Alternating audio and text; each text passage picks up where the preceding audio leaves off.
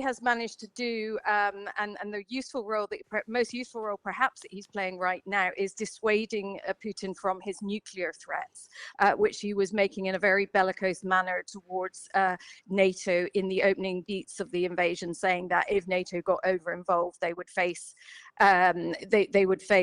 Russia's nuclear force. Those kind of threats have abated and are particularly, and the fact they have, due mostly to China's restraints on Putin.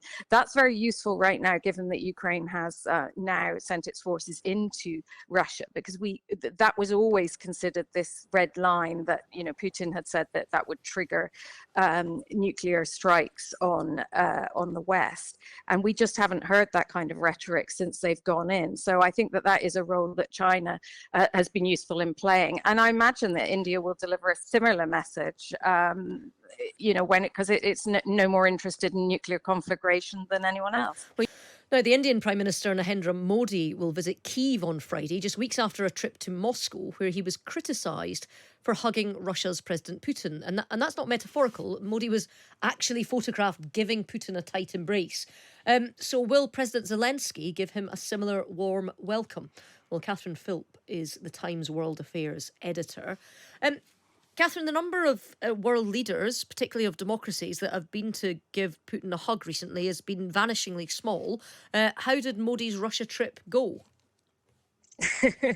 Well, I don't think they were in the game of hugging Putin very much, even a while back, even when things were much more friendly. So Modi has an interesting relationship with President Putin.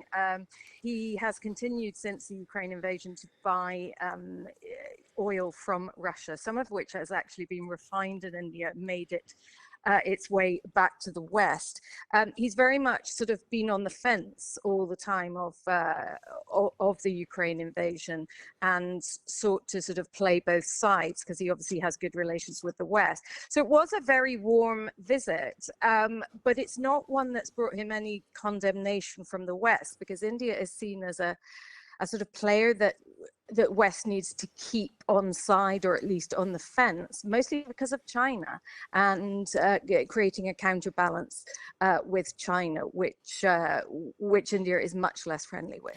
Well, in fact, when all of this broke, sort of 2 and a bit, nearly 3 years ago, when the invasion into mainland Ukraine happened, actually the diplomatic triumph was keeping those large states that had pre-existing warm relations with Russia, basically India and China, keeping them neutral, even as the West were allowed to give very explicit support to Ukraine, give them weapons, train their fighters, all that sort of thing. So keeping those two in the neutral column, rather than have them provide and arm and give succor to Russia, was actually seen as the best that could be done, wasn't it? Well, it would have been if that's exactly what had happened. I mean, China, I think, cannot be described as being on the fence. Even before the invasion, there was a meeting between President Xi and Putin, at which they pledged their unending partnership. And China has been seen to be giving Russia plenty of succor through the invasion. What it has been doing, however, that's useful to the West, is restraining President Putin, warning him about the kind of sorry, 1 second. Hi, Catherine. We'll just give you a moment to sort out your line there. As you can imagine, sometimes when it comes to world affairs editors, you can be anywhere in the world at any one time. I'm speaking to you from Sumy in Ukraine. So, yes, what Xi has managed to do, and the most useful role perhaps that he's playing right now, is dissuading Putin from his nuclear threats, which he was making in a very bellicose manner towards NATO in the opening beats of the invasion, saying that if NATO got over involved, they would face Russia's nuclear force. Those kind of threats have abated and are particularly, and the fact they have, due mostly to China's restraints on Putin.